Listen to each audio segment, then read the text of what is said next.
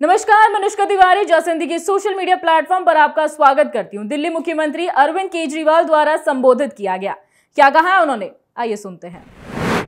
इन लोगों ने दिल्ली के लोगों को परेशान करने में कोई कसर नहीं छोड़ी। इन्होंने दिल्ली सरकार के बहुत सारे काम रोके। लौटने के बाद अभी कुछ दिन पहले आपने देखा कि मैं और आतिशी जी कुछ सड़कों का मुआयना करने के लिए निकले। लोगों की शिकायतें आ रही थी कि उनके एरिया की सड़कें खराब हो गई हैं। इन्होंने नॉर्मल सड़कों का मेंटेनेंस जो होता है, रूटीन मेंटेनेंस, वो भी इन लोगों ने बंद करा दिया था। तो हमने देखा कि सड़कों की हालत अच्छी नहीं थी। तब मैंने आतिशी जी से निवेदन किया था कि विधायकों के साथ और मंत्रियों के साथ सड़कों पे उतर के दिल्ली की सारी जो पीडब्ल्यूडी की सड़कें हैं उनका मुआयना किया जाए और जो जो खराब है उनको तुरंत प्रभाव से ठीक किया जाए। इस बारे में मैंने आतिशी जी को चिट्ठी भी लिखी थी। तो मुझे खुशी है कि इन लोगों ने, सारे हमारे पार्टी के विधायकों ने, लीडर्स ने और मंत्रियों ने सड़क पे उतर के रात दिन वो इंस्पेक्शन किया है और सड़कों का मुआयना किया है और कितनी खराब है, कौन कौन सा काम करने की ज़रूरत है, उस सारी रिपोर्ट एक बनाई है। और रिपेयर का काम भी शुरू हो गया, रिपेयर का, रिकारपेटिंग का। तो मैं आतिशी जी से कहूँगा कि एक बार आपको वो बता दें।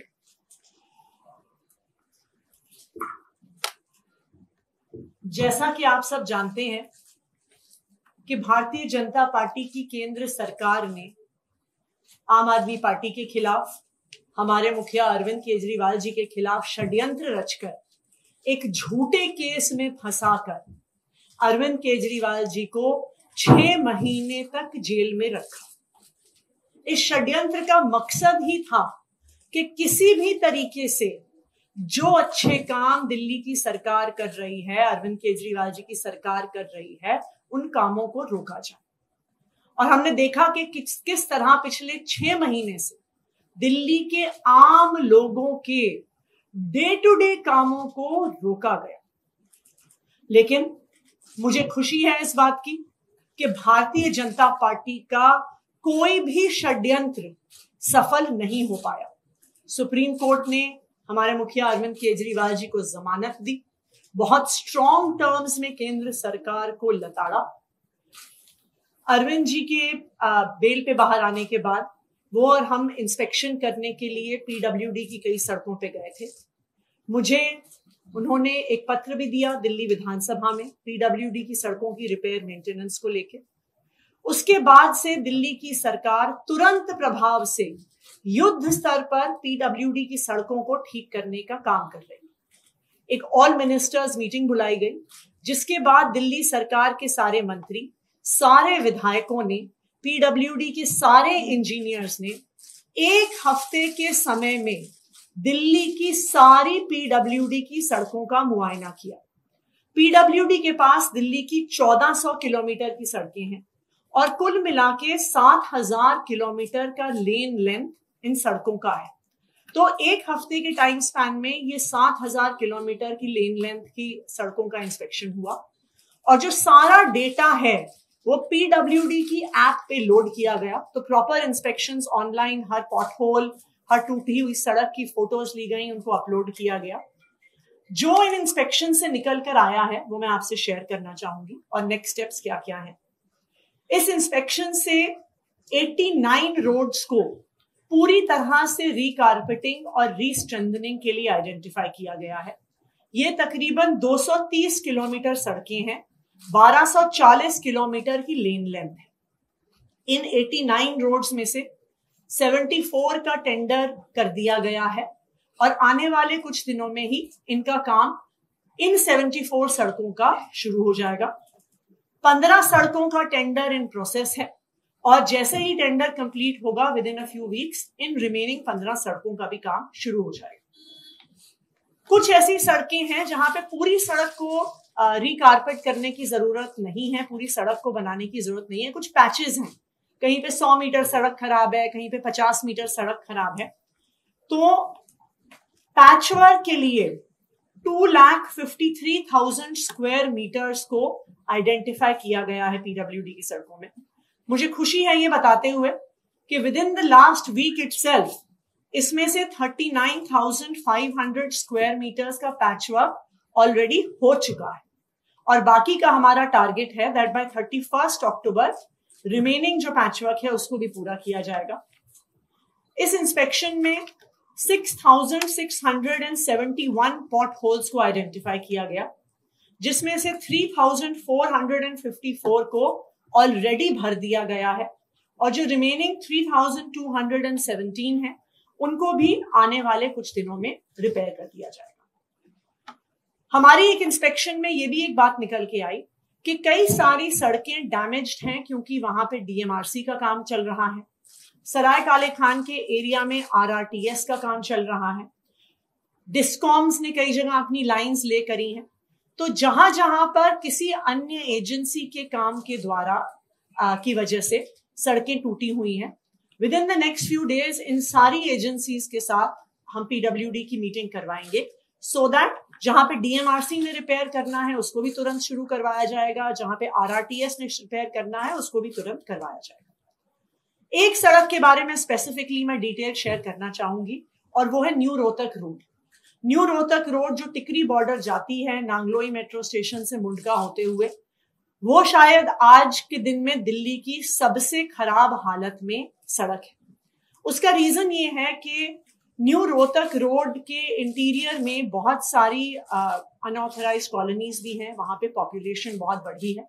सो ओवर टाइम जो वहां से पानी निकल कर आता है उसको अकोमोडेट करने के लिए न्यू रोहतक रोड का जो ड्रेन है उसकी कैपेसिटी कम पड़ रही है। दूसरा, इस साल मॉनसून में तकरीबन नॉर्मल से 2 गुना बारिश हुई है। नॉर्मली मॉनसून में दिल्ली में 600 mm बारिश होती है, इस बार 1000 mm से भी ज्यादा बारिश हुई। तो इसको ध्यान में रखते हुए न्यू रोहतक रोड पे एक नया ड्रेन पीडब्ल्यूडी द्वारा बनाया जा रहा है। ये ड्रेन नांगलोई मेट्रो स्टेशन से टिकरी बॉर्डर तक होगा। ये 2 पार्ट्स में होगा। नांगलोई मेट्रो स्टेशन से ड्रेन का एक हिस्सा हिरनकुदना ड्रेन में जाएगा और दूसरी तरफ से टिकरी बॉर्डर से ड्रेन का दूसरा हिस्सा भी हिरनकुदना ड्रेन में आएगा। ये एक लॉन्ग टर्म सोल्यूशन है कि आने वाले समय में न्यू रोहतक रोड पे पानी ना आए और उसकी वजह से सड़क खराब ना हो। इसके लिए 183 करोड़ रुपीस का सैंक्शन पीडब्ल्यूडी ने दिया है फ्राइडे को एक एक्सपेंडिचर फाइनेंस कमेटी की मीटिंग में। तो 4 हफ्ते के अंदर अंदर इस ड्रेन पर भी काम शुरू हो जाएगा and in parallel new Rohtak road की भी रीलेइंग का काम, जहां जहां गड्ढे हैं, जहां पे भी पूरे पैचेस करने हैं, जहां पे कंक्रीटिंग करनी है, उसका काम होगा।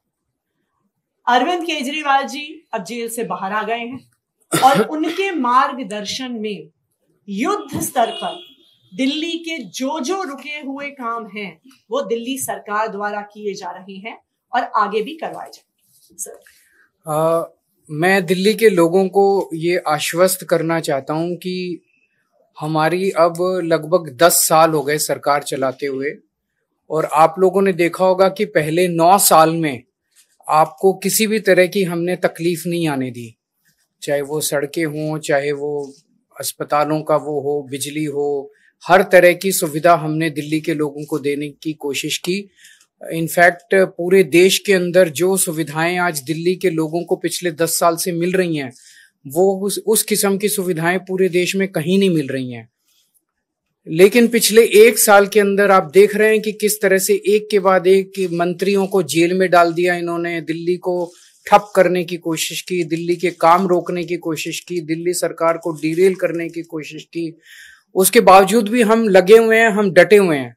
अब मैं बाहर आ गया हूं और जितने भी रुके हुए काम थे और जो तकलीफें और समस्याएं लोगों को हैं, मैं उनको आश्वस्त करना चाहता हूं। उन सब की तरफ हम लोग अब ध्यान दे रहे हैं और आपकी समस्याओं का निवारण करना हमारा फर्ज है।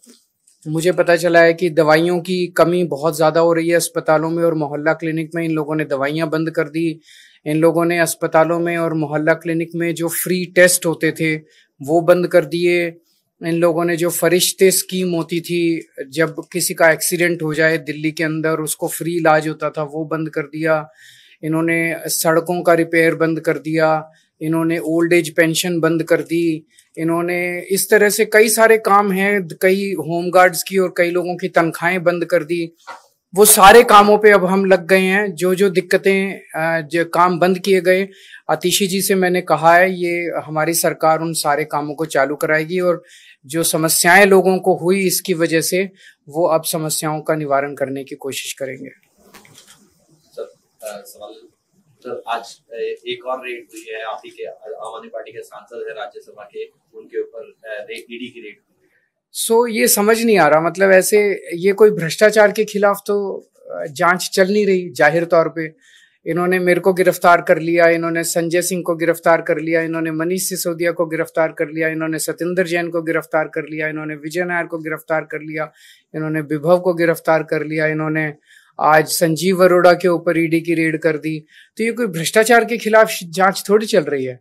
ये तो ऐसे लग रहा है जैसे प्रधानमंत्री जी एक पार्टी के पीछे पड़ गए हैं बुरी तरह से, और जितनी उनके पास ताकत है, एजेंसीज हैं, रिसोर्सेज हैं, सारे के सारे रिसोर्सेज एक पार्टी को और उसके नेताओं को खत्म करने के ऊपर लगा दिए हैं। लेकिन हमारे साथ भगवान है, हमारे साथ शक्ति है, तो हमने कोई गलत काम नहीं किया तो हम किस बात से डरेंगे। हरियाणा में भी इलेक्शंस हुए हैं और एग्जिट पोल बता रहे हैं कि बीजेपी जा रही है, नहीं आ रही है गवर्नमेंट में। क्या मुख्य कारण आपको लगते हैं जो मैं जाहिर तौर पे पूरे देश के अंदर अगर किसी सरकार का मुखिया, प्रधानमंत्री जी सुबह से शाम तक बस ईडी और सीबीआई करेंगे, बदला लेंगे, बदले की कार्रवाई करेंगे, लोगों को जेल में डालने का काम करेंगे, निर्दोषों को जेल में डालने का काम करेंगे, और केवल अब तो पूरा देश जानता है वो केवल एक आदमी के लिए काम कर रहे हैं, उनका एक दोस्त है उसके लिए काम कर रहे हैं।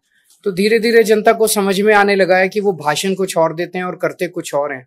तो अब वो जो उनका एक पर्दा था वो हटता जा रहा है और लोगों को के सामने सच्चाई सामने आ रही है कि किस तरह से लोग बेरोजगारी से परेशान हैं, लोग महंगाई से परेशान हैं, लोग उनके भ्रष्टाचार से परेशान हैं। अब उनकी सच्चाई लोगों के सामने आ रही है। सर, आपने कहा कि 9 साल आपने अच्छे से काम किया, फिर 6 महीने का एक पैच आया, अब 6 महीने बाकी बचे हैं, लेकिन अब आप चुनाव जीत कर भी आएंगे तो आश्वस्त कर पाएंगे दिल्ली वालों को, क्योंकि आप जनता के बीच तो जा रहे हैं, क्या जनता के साथ लगा, लेकिन क्या आश्वस्त कर पाएंगे कि आने के बाद अगर आए, जीत के आए तो फिर सारे काम होंगे? अभी भी होने चालू हो गए, बाद के आश्वस्त की तो बात की बात है। अभी सड़कें होनी चालू हो गई, सारे काम आएंगे। कुछ काम अभी पूरे हो जाएंगे, कुछ काम उसके बाद होंगे, कहीं फिर नए काम भी होंगे, सारे काम होंगे। सर एक सवाल, सर बीजेपी नेता अनूप पांडे हैं, तो उन्होंने आपको जो दिया गया राज्यसभा सांसद का जो आवंटित आवास है उसको लेकर आपत्ति भी जताई है। कौन है अनूप पांडे? जगदीप धाकड़ जी को उन्होंने पत्र भी लिखा है, उन्होंने शहरी विकास मंत्री को पत्र भी लिखा है कि वो आवास आपको क्यों दिया गया। तो उनसे पूछ लो, मेरे को क्या पता कौन अनूप पांडे है। तो वो चिट्ठी उन्होंने धनखड़ साहब को लिखी है, धनखड़ साहब जो ठीक समझेंगे वो। तो उनकी चिट्ठी पे मैं कैसे प्रतिक्रिया दे सकता हूँ? आशी मैम, जिस रोड का आपने जिक्र किया है, रोहतक वाली रोड पे, वहाँ पर मैम आपने खुद ही बताया कि समस्या बहुत बड़ी है और गंभीर समस्या है, लेकिन वहाँ मैं न्यूज कवर करने गया, वहाँ के लोगों ने कहा कि एक दिन की ये समस्या नहीं है, काफी पहले से समस्या चली आ रही। लोगों में मायूसी और नाराजगी, इसे कैसे दूर करेंगे? इसको ठीक करा देंगे, पक्का ठीक कराएंगे। मैं समझता हूँ कि ये सड़क जो है ये सिंबल बन गई है एक तरह से खराब सड़क का, और इसको ठीक कराना हमारी सबसे बड़ी प्राथमिकता है। मुझे पूरी उम्मीद है इसको चुनाव के पहले ठीक करा लेंगे।